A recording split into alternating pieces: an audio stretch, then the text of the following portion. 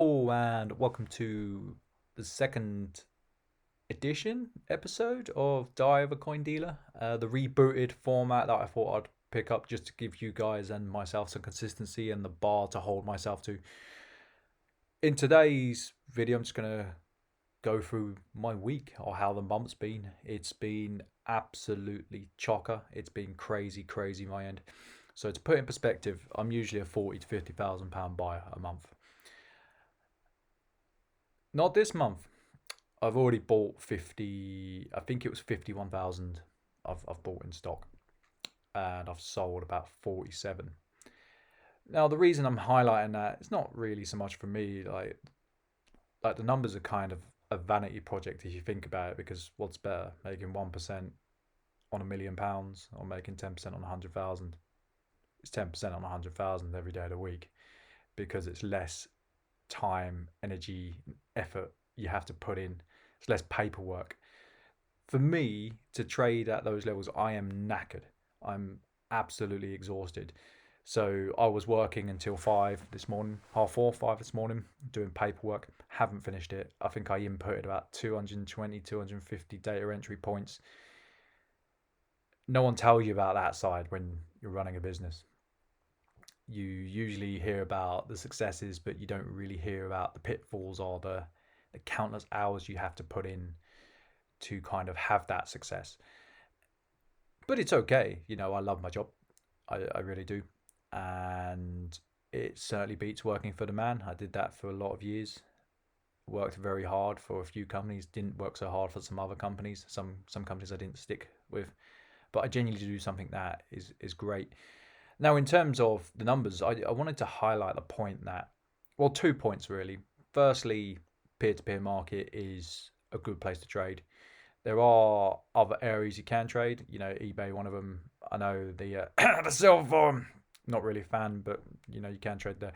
But selling peer to peer is a very, very healthy market, and there's certainly buyers out there. You need to realize that I'm just one trader in this market. There are many, many, many traders, from your part-time side hustlers to your £1 million businesses who want to come in and enter the market. There's some very good traders, and there's some very shouldn't be traders. Don't want to say mean things about other people, but they probably should exit the market, and they do. What you'll find is that the good tend to stick around, and the bad tend to get turned over once they've had a bad period. That's happened a lot. I've seen that with many, many people. But as an individual, those numbers suggest that once you build a bit of credibility, you really can sell what you need. Now, one of the reasons I am able to buy that amount is purely contacts, and because I offer fair prices. I don't need to offer someone spot -4 on a sovereign. You get in spot or maybe slightly over in terms of what the gentleman who recently come to me. He had some 2022 more Jubilee sovereigns. I paid him a bit more for them. It's not a problem. Coins in and coins out. I'm in the business of moving stock, because of the way my businesses are set up. So I've got two businesses. I've got my discount postage business. Cheeky plug for that. If anyone wants to buy postage, it's a 75% face. And I've also got the coin business, but I sell the stamps to the coin business. So every time I move something, I make money on the postage.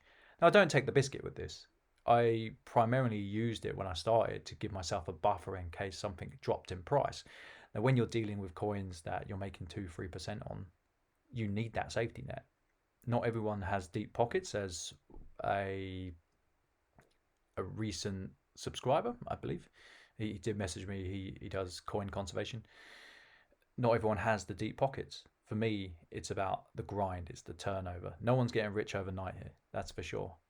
But if you put the work in and you can get the stock, and you're going to get the stock by being fair with the people you buy from, you can do well, especially if you turn it over. Now, typically I work on a 10%. Now, if I've bought 50, I think it was 51, and I've sold 47, I think it was, I haven't made £4,700. That just hasn't happened, because what's come in is I've had a lot of stock come in, and it's been on the lower margin variety. However, I've got an auction coming up. That auction, I'm either going to do very well, I'm not going to do anything, that will drag my margin up. But you also need to realize there are levels in this game, so when you get to a higher level, your margins tend to drop anyway, for a few reasons. One of them, you got to move it quickly. You got to move it quickly. You got to sell it to trade. I do sell to trade. I've got to the point where if I got a specialty coin in that I don't feel I can get what I need out of it in a relevant time frame, I will take it to a trader. It's okay if he can sit on it and he's got deep pockets. Let him have his £100 on it, and that can work for everyone's favour. Recently, I sold a couple of PF70 £2 coins. They went cheap. I still did well. I got them at a fantastic rate through my supplier network. It worked for me. It will work for him, and that's okay. Now, also another thing I wanted to point out, point two, was that there are people who say to me, you got debt. I love debt. I think debt is fantastic if you know how to use it. However, I've said this many, many, many times. It's like a tool, and it will take your fingers off if you let it, if you don't respect it. It could maim you. I know people who are so chronically in debt that they probably won't get out of it, but they're the type of person who never took the time to learn about it. They don't understand the nature of the beast that they're dealing with. It's sad, but equally, they're the type of person who would be in debt tomorrow if you cleared it today. And unfortunately, there are people like that, and that's on them to deal with it. That is what it is.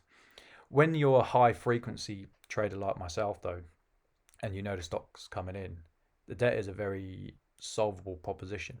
So I recently extended my overdraft to, it was about 16. And a lot of people kind of raised an eyebrow saying, well, that's a lot of money. Again, that goes back to risk and turnover. Can you turn it over quick enough for it to be worth your while to have that credit facility? For me, I can. I've done it for years. We're talking years and years and years. I've been a professional trader for 5 years now? I've seen a lot of coin. I've traded a lot of coin. I understand the inherent risks on different types of coins. I know what to buy and what to buy at what price. And I know what to say no to when it comes in. And if it doesn't work for me, I just don't buy it. So yeah, I think it's been a crazy 2 weeks for me. I'm not going to say long may it continue. I don't want to be trading at this level, but it kind of serves a purpose at the moment because of how my tax year works. It turns out I won't be on the new margin threshold because my tax year ends the day before the new tax laws come in. So I'm going to be sitting pretty sweet on that. That's not a problem. I don't mind trading my guts out for another 6 weeks if it means it's going to save me 6% in tax in the long run. I think that's a pretty sweet deal. Anyone can do that if they have a limited business. So yeah, I think it's been a pretty productive week. I think the main takeouts from my week is that if you want to trade peer-to-peer, or if you want to sell your coins peer-to-peer, not everyone's a trader. Some people are just collectors who want to move it on. You do that because the market is clearly there. And I'm just one of many, many people who skims the surface of that market. So I hope you've enjoyed the video. I hope you've taken something from it. And I'll see you next week for another Diary of a Coin Dealer. Bye.